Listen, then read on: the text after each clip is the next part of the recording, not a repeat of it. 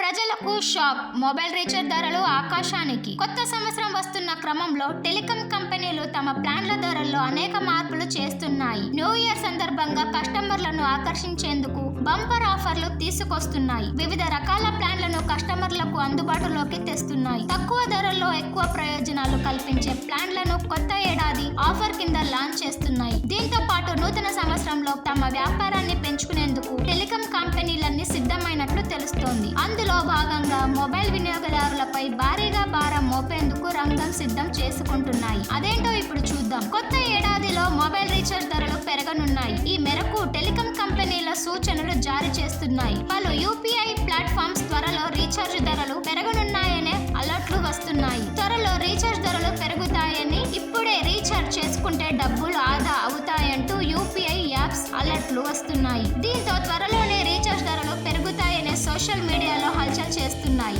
5G విస్తరణ, నిర్వహణ భారం కారణంగా టెలికాం కంపెనీలు రీఛార్జ్ ధరలను ఎప్పటి నుంచో పెంచాలని ప్రణాళికలు వేసుకుంటున్నాయి. ఇప్పుడు కొత్త ఏడాది వస్తుండటంతో ప్రజలపై భారం వేసేందుకు రెడీ అవుతున్నట్లు తెలుస్తుంది. రీఛార్జ్ ధరలను 10 నుంచి 12% వరకు టెలికాం కంపెనీలు పెంచనున్నాయని తెలుస్తోంది. ప్రముఖ టెలికాం కంపెనీలైన జియో, ఎయిర్టెల్, వొడాఫోన్, కియా అన్ని రీఛార్జ్ ధరలను భారీగా పెంచనున్నాయి. డిసెంబర్ చివరి వారంలో లేదా జనవరి తొలి వారంలో రీఛార్జ్ ధరల పెంపును ప్రకటించే అవకాశాలు కనిపిస్తున్నాయి. గత ఏడాది రీఛార్జ్ ధరలను భారీగా పెంచిన కంపెనీలు ఆ తర్వాత కాస్త శాంతించాయి. ఇప్పుడు మరోసారి రీఛార్జీల మోత వేసేందుకు సిద్ధమయ్యాయి. ఈ రోజుల్లో ప్రతి ఒక్కరి దగ్గర మొబైల్ అనేది తప్పనిసరిగా ఉంటుంది. ఇప్పటికే ప్రైవేట్ కంపెనీల రీఛార్జ్ ధరలు అధికంగా ఉండటంతో సామాన్యులకు భారంగా మారింది. ఇప్పుడు మరింత పెంచితే రీఛార్జ్ ధరలు సామాన్యులకు గుదిబండగా మారే అవకాశం ఉంది.